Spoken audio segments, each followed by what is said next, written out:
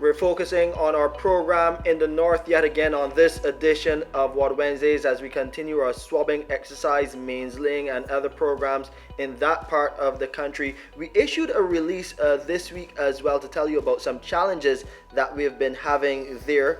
St. Peter and St. Lucie experiencing some low reservoir levels. To tell you a bit about what has been happening and what would have caused the problem, we have Charles Leslie. He's the Director of Engineering here at the BWA. So talk a bit about what has been happening in St. Lucie and St. Peter, which has been causing some residents there to see those low levels coming through their taps. Okay, Shane, thanks for having us again to explain what's happening in the north of the island. In the north of the island, the main sources of supply are Allendale, St. Joseph Hospital, and the small plant we have at the Hope. And while we were doing flushing, to get the swabs moved through the distribution system, you have to isolate certain sections so that it increases the pressure to move the swab material through the lines. And what we've experienced over the last couple days to weeks is an increase in bursts in those lines that we've been swabbing on. That frequency of bursts in the lines between the pumping station and the reservoir and between reservoirs has caused the systems to be depleted of water. Over the last couple of days, we recognize that the frequency has decreased, and basically that will normally happen. Once you repair those weak spots, then the system is able then to maintain some reliability in terms of getting the water to the customers.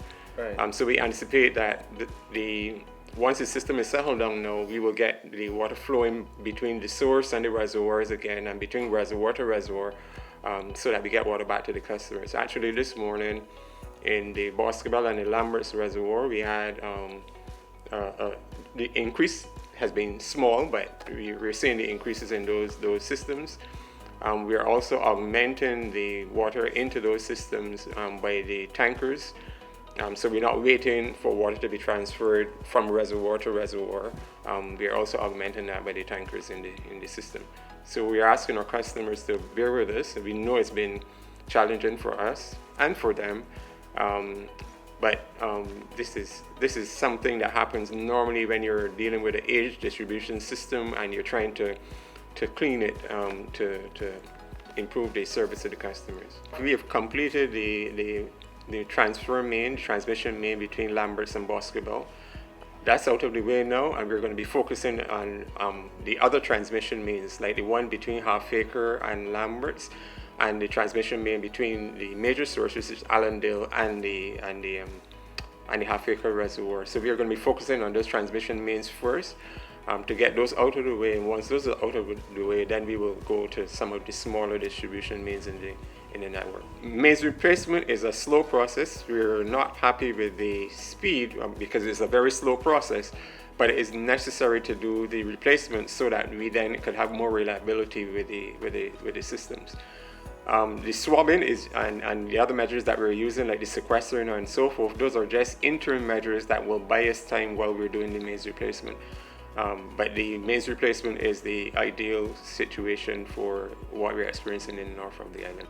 Well, thank you, Charles, for the update. And as Charles said, our tanker service will be out in full force to make sure you, the residents, get supply that you can have stored.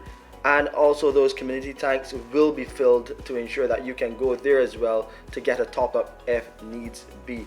Of course, you can follow us for all of the updates on our Instagram page and on our Facebook page as well. We'll keep you updated there. And of course, you can find us on YouTube on Water Wednesdays. You can subscribe to our channel and find us there. Also, please continue to watch us on CBC TV 8 for further updates.